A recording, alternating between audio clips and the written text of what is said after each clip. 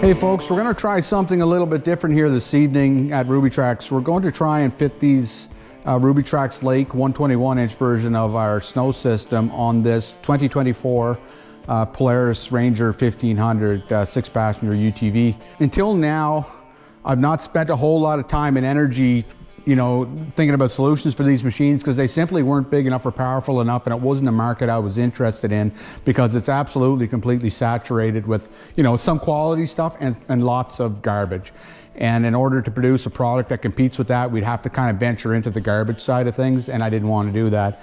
But now as these things are getting bigger and more powerful and more prevalent, they're just about everywhere, it's making more and more sense to try and offer up our product for them, because as many of you know, some of the offerings out there are no longer able to withstand the abuse of these big machines. Now this one here, I'm told, I've not weighed it, I'm told it weighs north of 3,000 pounds, which is comparable to like Ford Escape or Suzuki Samurai or some of the other vehicles, the smaller ones that we put our Rubitracks on. And so we want to experiment with this a bit and see how these machines, see first how well they fit, which I'm confident on this machine they will, and how well they work. So without wasting a whole pile of time here, we're going to get right to it. The first thing we have to do is we're going to see how much these tracks actually lift this machine, because the axle center line tends to be higher than the center of the wheel.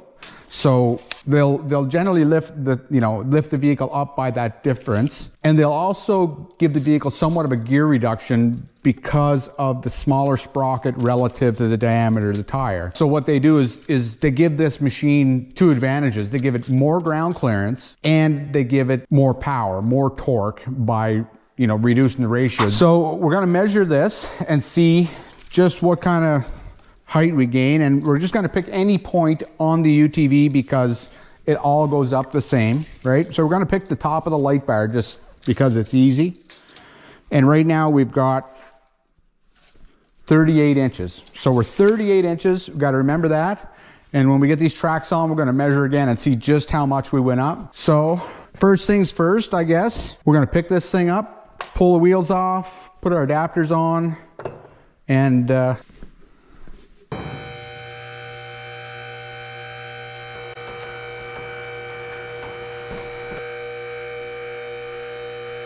get the wheels off this thing.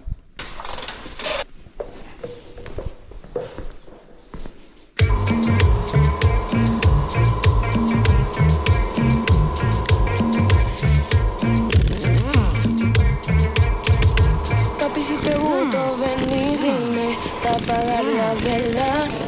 Esta noche manda señales a ver si una de esas pega. Pásame la juca, Jenny Rose. Faltan 35 para las 12, bebé.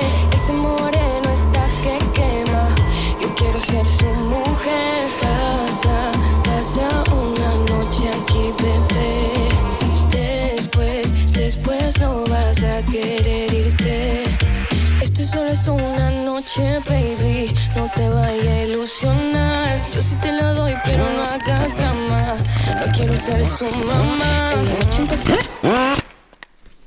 So two things that I'm doing here in this video that go against my philosophy is I'm not going to bother torquing these nuts because this is just a fit up for the video, obviously. In the interest of getting through this video rather quickly, taking advantage of the speed of the impact and just being careful not to over tighten the fasteners at all. So bring this thing back down a bit and try to line up the studs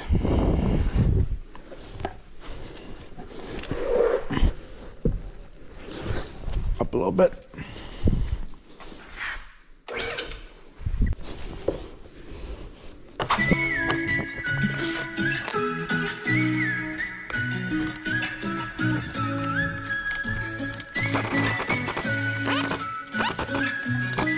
Hop off the porch, now I'm in it. Say my goodbyes, I'll be gone till I'm finished. I could do a mile in a minute, mile in a minute. Watch me do a mile in a minute, mile in a minute. And I've been on this long road, still riding through all of these potholes, won't faze me. All this gon' make me. I'm not here for long, I'll be on the go, figure it out. A few moments later.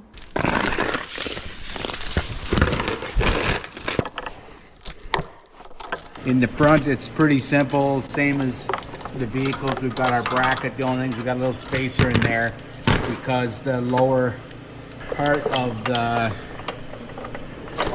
knuckle, or whatever you want to call it, has a bit of a recess there, so we have to space it out. But then the chains just go, one goes back and one goes forward. So this is the setup in the rear. There's the long tube in there that's threaded, and then you see the aluminum bushings on the end, and these ears need to cross these chains. Now, kind of counterintuitive, you would think that this chain should go here and that chain should go there, but the geometry doesn't work. Okay, there we have it.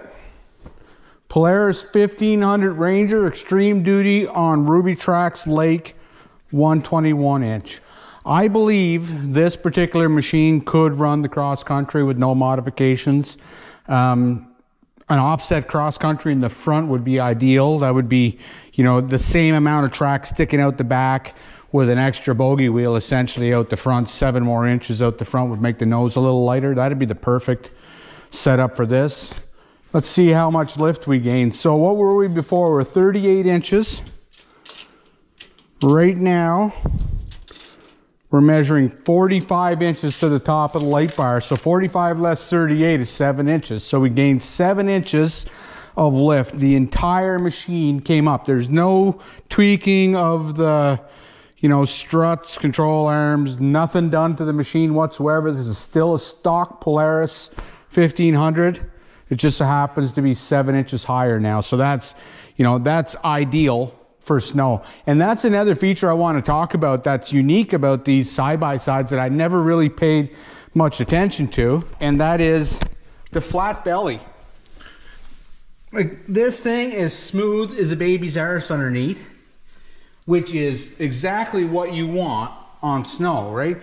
Because when you get stuck with tracks, and you will get stuck, the thing that stops you is all the crap that's hanging underneath your vehicle, whether it be like on the Jeeps, especially like my old TJ has a big old pan underneath the transfer case. That's just a big scoop that piles up with snow.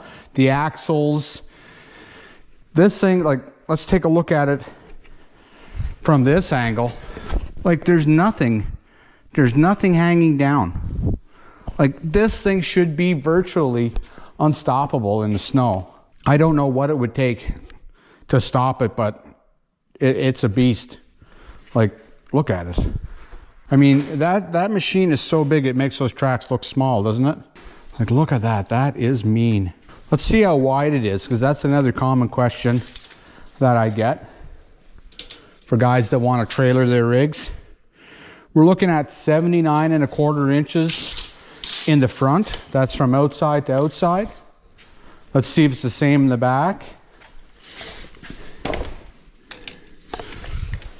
In the back, we're looking at 80½. It's actually wider in the back. Also, another thing to consider, guys, let's just say that these Rubitracks are just out of your price range. You'd love to have them, but you just can't afford them.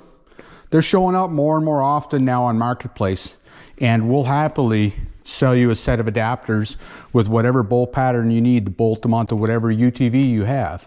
So that goes for any other vehicle as well. We'll make you adapters to fit them. These Rubitracks with our asymmetric bolt pattern, which is our offset 6 lug that you have here, allows us to drill these adapters with a 4-hole, a 5-hole, and a 6-hole bolt pattern without having to use a 2-piece adapter.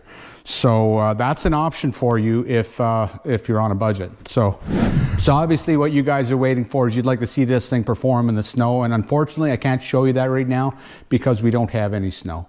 But as soon as the snow gets here, I promise we're going to put these tracks back on and we're going to see exactly what it can do. So we're going to wrap it up now, but I think we're going to make this a little mini series, at least for this winter. Whenever we get a chance, we're going to bring in a different vehicle, most likely not UTVs, but like SUVs and pickup trucks, and we're going to try and fit our tracks on them, see what it takes to fit the tracks on, see what you might have to do at home, and then you get a visual of what that particular vehicle would look like with tracks. Now, we are busy in the shop. I can't guarantee how many vehicles we're going to get in here this winter to do this with, but you know, if you want to subscribe, you have a better chance of seeing what's coming in the shop next. So thanks for watching, guys. And if you have any questions, put them in the comments. I'll do my best to answer them.